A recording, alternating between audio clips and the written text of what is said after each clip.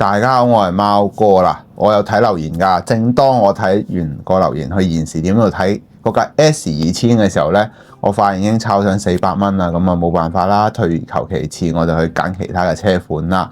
咁啊俾我發現咗一部呢法拉利嘅車啦。咁啊平時不嬲都俾人哋感覺趕住外模型嘅。咁今次咧可以話係法拉利首次推出嘅一款 SUV 啦，就係法拉利嘅 Purosangue 啦。咁我哋今集咧就會一齊嚟睇一啲內容以及一啲細節，仲有車架方面嘅嘢啦。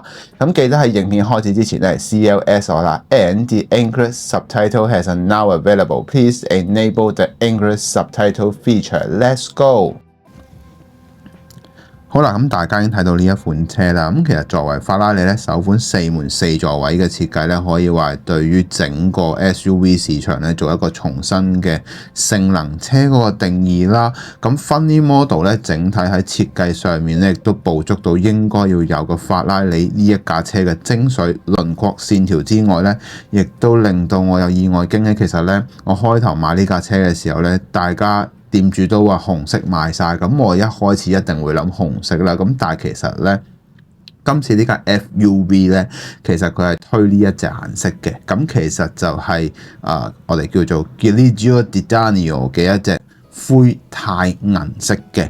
咁啊，同真車一模一樣啦。首先從顏色上面啦，大家可以睇到啦，可以咧從光有嘅表面嚟講，都係可以話係一等一嘅一個水準嚟嘅。咁其實咧，我自己咁睇啦，呢一隻銀色咧喺Funny Model 咧喺金屬粒子嘅表現上面咧，粗幼度嚟講令我十分滿意嘅，唔會話過分地粗啦，亦都從角度嚟講嗰個陰影，因為其實銀色好容易睇到啲黑底啊或者係灰底嘅情況啦。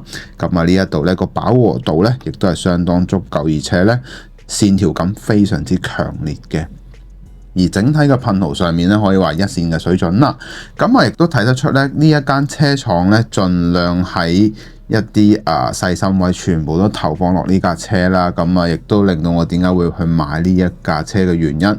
另外喺內部嘅結構以及一啲玻璃窗嘅位置咧，亦都係同真車係一模一樣嘅，最緊要佢仲可以碌得嘅添。咁啊，事不宜遲啦，我哋由頭講到落尾，我哋先從車頭嘅部分講起。好啦，咁大家已經睇到呢一部車啦。咁其實首先咧，我哋值得留意嘅成份車頭咧非常之立體啦。無論喺整體嘅唔同嘅角度睇咧，佢都好多嘅細節位，亦都好多擁有法拉利嘅優良血統嘅一個精髓喺入面啦。首先第一個部分我哋要講嘅當然就係 LED 嘅部分啦。LED 咧今次亦都呈現咗一條線嘅水晶件嘅。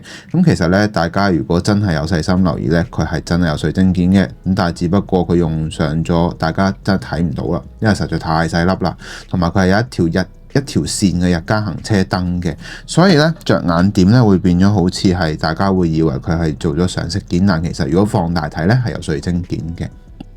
第二點，下面入氣嘅位置咧，係經過咗空氣動力學嘅設計啦，令到空氣可以盡快將風撞入去個位置，而呢一個位置咧係採用咗一個20-30度嘅傾斜度，令到整體嘅氣流咧可以帶動入去嗰個車嘅引擎艙入面啦。咁事關呢一副引擎咧，其實係一副 V12嘅引擎嚟嘅，非常之強大啦。咁既然咁喺個散熱效果上面咧，要做得相當之好嘅。咁值得留意嘅部分咧，就係呢一個碳纖維嘅部分啦。其實呢一架車咧都仲有 option 嘅。咁我睇翻咧普通版咧係一個純黑色啦，咁加咗錢嘅版本咧就係一個碳纖嘅紋理嚟嘅，非常之靚噶。整體嚟講嘅效果，我自己就非常十分滿意。冇諗到一間車廠咧喺一啲少少嘅做工位置咧係用上咗好多資源去做啦，整體嘅立體度咧亦都可以話非常之好嘅。應該要咁講。前鏟嘅部分係做成咗3段式嘅設計嚟嘅，下面係碳纖啦，中間亦都用上咗鋼琴盒，再上面就係碳纖位置，呢啲位置咧全部做到100% 還原到，非常之好啦。咁我哋從車頭冚嘅部分咧，其實咧整體最吸引嘅部分咧，當然就係車頭冚嘅部分。我自己咁睇啦，我就好中意呢一個設計。其實呢一個設計咧同 SF90 咧係好似嘅，因為咧佢裏邊有好多嘅基因咧都係用上咗佢，因為始終 SF90係可以話係法拉利嘅一個，同埋812啦 Superfast 啦，咁其實咧可以話係用翻佢哋一啲機械結構啦，以及一啲線條上面嘅美感啦。咁呢一啲位置咧，經過咗呢啲亦都係啲散熱窿嚟嘅，咁啊透過空氣動力學，大家可以從呢一隻銀色就睇得非常之清楚嗰啲氣流帶去邊度噶啦，就直接撞入去呢一度啦，咁啊形成咗一個散熱，亦都令到佢哋啲暖流咧可以喺呢一啲窿上面走嘅，向上走啦，非常之正嘅效果啦。咁啊另外啦，咁其實咧整體嘅車身嘅前沙板部分亦都係令我覺得最中意嘅部分嚟嘅。睇翻真車效果啦，前沙板嘅呢一個 L 型嘅設計咧，同真車嗰張相基本上係一致之餘咧，呢一條黑線咧做得非常立體啦。最主要嘅位置係咩咧？咁其實今次呢一部 SUV 咧，我哋叫 FUV 啦，最主要嘅部分咧就係因為呢一個突出嘅沙板啦，而突出嘅沙板咧，我哋從側側地嘅角度睇到咧，其實係由前鏟一路伸延至輪拱位置嘅一個突出沙板部分啦，而且咧，我開頭喺度諗緊，咦，佢個裝工係咪有問題啊，或者各樣嘢啦？咁其實原來真係唔係嘅。睇翻真車圖片咧，因為法拉利今次喺呢一部車上面係特登拉高咗個避震機嘅，所以令到佢個輪拱嘅罅隙係特別闊嘅，所以大家呢一點咧就唔好誤會啦。咁啊，最後一樣嘢啦，法拉利嘅車章啦，代表住一個即係有錢人嘅象徵啦，係啦，就喺呢度會睇得到啦。咁另外一點咧，我自己比較中意嘅咧，就係由呢一個側車呢一個車頭部分啦，呢一條線條，其實呢一隻咧 Giulardo 咧，非常之靚嘅呢隻色。咁佢由呢一個車頭咧，大家可以睇到條閘骨線係經呢一度一路伸延至車頂去到車尾嘅一柱式嘅一個一體成型嘅設計。呢條線條非常非常之靚嘅。咁啊，最後一樣嘢啦，咁啊喺側裙嘅部分啦，咁講埋少少話應該係啦。側裙嘅部分咧，其實咧係一體式嘅，大家會見到由車嘅前鏟一路去到輪拱，再伸延至側裙嘅部分，全部用上咗碳纖。冇諗到一間我其實都唔知道究竟佢係一間乜嘢車廠啦。咁但係出現喺我眼前咧，應該都屬於比較新嘅。咁冇諗到佢個做工咧非常紮實，因為其實銀色同黑色呢啲邊緣位咧會睇到佢有冇披口啊、溢出嘅部分啦。咁啊，直頭係完全冇，因為呢一隻銀咧好顯眼嘅。如果你少少唔完美嘅部分啦，咁呢啲位置咧佢喺 QC 上面做得非常之好嘅。咁最後令我有意想唔到驚喜嘅位置係咩？就係水撥位啦。平時我哋見到個水撥通常都係喺個連埋喺個玻璃嘅部分啦，咁今次咧居然係有做到兩個水撥嘅位置，而且係獨立件嚟嘅，相當之唔錯啦。咁我哋又講下車側嘅部分啦。好啦，嚟到車側嘅部分啦，咁其實呢個 Purosangue 咧嘅佈局咧，大家都要知道啦。佢嘅車頭部分係比較長嘅，因為始終塞咗一副 V12嘅引擎啦。而車門嘅部分，大家會覺得好奇怪，點解佢後面嘅車門位置係冇咗嘅咧？冇錯啦，今次咧佢係採用咗勞斯萊斯嘅開門設計嘅，咁而且咧亦都好巧奪天工啦，喺一個設計嘅開合角度入面啦，前門就為63度啦，後面就為79度嘅。呢一種開法咧，令到你成架車更加貴氣之餘咧，上落就更加之舒服啦。所以咧，大家會睇到咧，法拉利喺一個咁嘅空間入面咧，都盡量可以令到成架車嘅美態咧係表現得非常之正。另外值得留意嘅就係喺一啲後沙板嘅部分啦。後沙板部分咧，其實係連接住車尾沙板以及車門嘅位置嘅中間嘅位置咧，呢一啲位置嘅線條咧。呢一啲位置其實如果你有時啲車廠做得唔好咧，佢會前後分佈嘅位置咧，會呢啲線條係直頭會顯示到架車嘅比例會出現問題嘅。咁啊，Funny Model 咧喺呢一個位置做得非常之好啦。喺個比例上面，我有留意到嘅後車窗嘅部分，呢一點咧，我相信佢哋都係有留意到，所以好刻意地做到呢一條線較為深啲嘅，睇得出嘅。咁啊，另外啦，從光影嘅效果可以睇到啦，今次呢一個其實咧，大家如果有留意咧，揾呢一架車做嘅圖片嘅時候咧，會有一隻叫做暴風藍啦，咁另一隻就係呢隻 Giulardo Titanium 嘅一個顏色嘅，咁呢一隻鈦銀色、鈦金屬銀灰啦，係啦。咁啊，今次咧佢喺噴塗上面咧，無論係膠件嘅表達啦，大家可以見到咧，膠件嘅表達以及一啲車身嘅表達個一致性咧，非常之豐富嘅。咁另外值得令我今次會買嘅主要原因咧，就係呢一個好特別嘅霧面玻璃，因為法拉利咧今次係呢一個係用上咗一個黑科技嘅霧面玻璃設計嘅，喺有陣時候咧，即係佢可以自由地整成霧面以及透明嘅。咁今次咧Funny Model 亦都有注意到佢今次呢一個咁特性嘅位置，就用上咗一個霧面玻璃以及一個透明件嘅，前半部係透明啦，後半部係霧面啦。咁而且咧喺個貼合度上面咧做得非常之靚仔。當然啦，有少少不完美嘅就係佢裏邊嘅乾淨度，我相信呢個係佢哋喺工序上面嘅一啲下次需要考量嘅位置啦。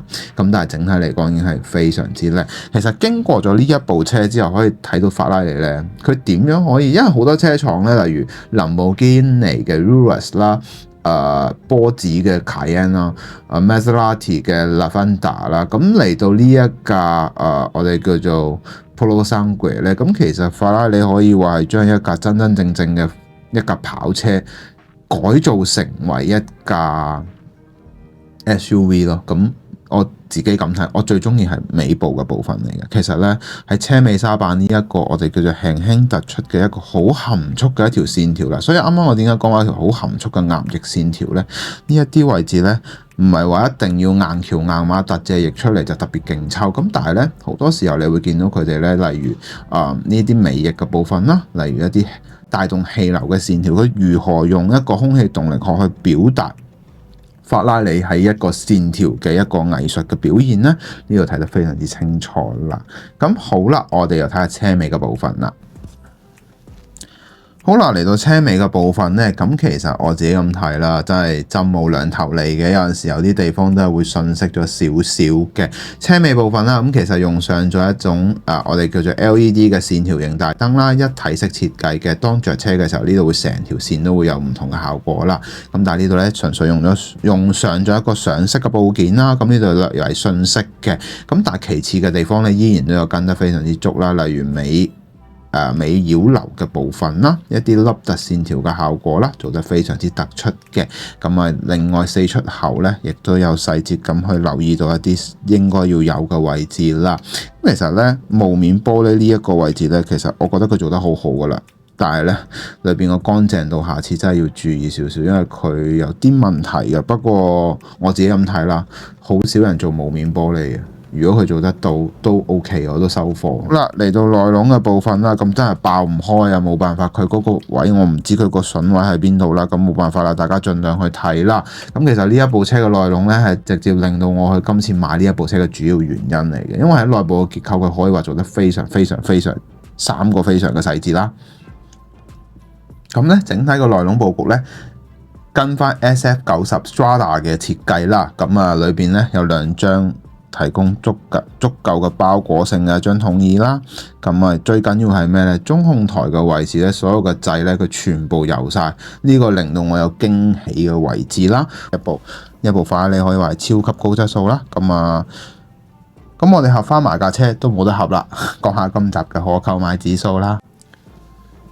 好啦，嚟到今集嘅可購買指數啦，我會俾佢9.7分嘅。咁好多人都會話啦，呢部車係冇版權嘅。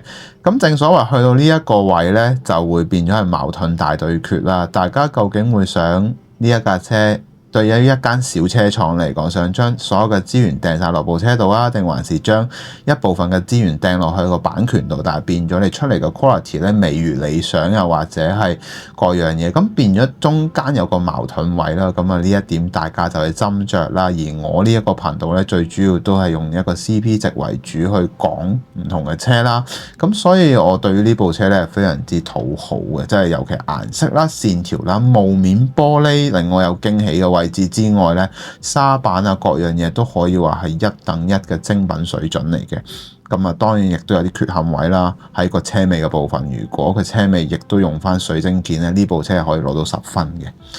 咁啊，因為始終我成日都講話，有時候有啲位係咯，大家明就明啦。好啦，我哋去做總結啦。大家已經睇晒成條片啦。咁啊，可以話法拉利嘅一個突破嚟嘅，即係平時你見到都係2座位甚至4座位嗰部已經係好耐之前嘅作品啦。咁啊，今次佢亦都加入咗一個 SUV 嘅戰場啦，亦都一嚟就已經去到呢一個價位係非常之即係點講啊？一出擊就超勁咯，係啦。咁啊，大家對呢部車咧有啲咩睇法咧？歡迎留言話我知啦。咁啊，你哋嘅留言對我嚟講係好重要嘅。亦都係令我可以一路 keep 住去拍攝更加多開箱俾大家睇啦。咁如果你覺得呢條影片好嘅話咧，希望你可以俾個 like 我啦。最緊要訂閱我個頻道啦。咁我哋下集見啦，拜拜。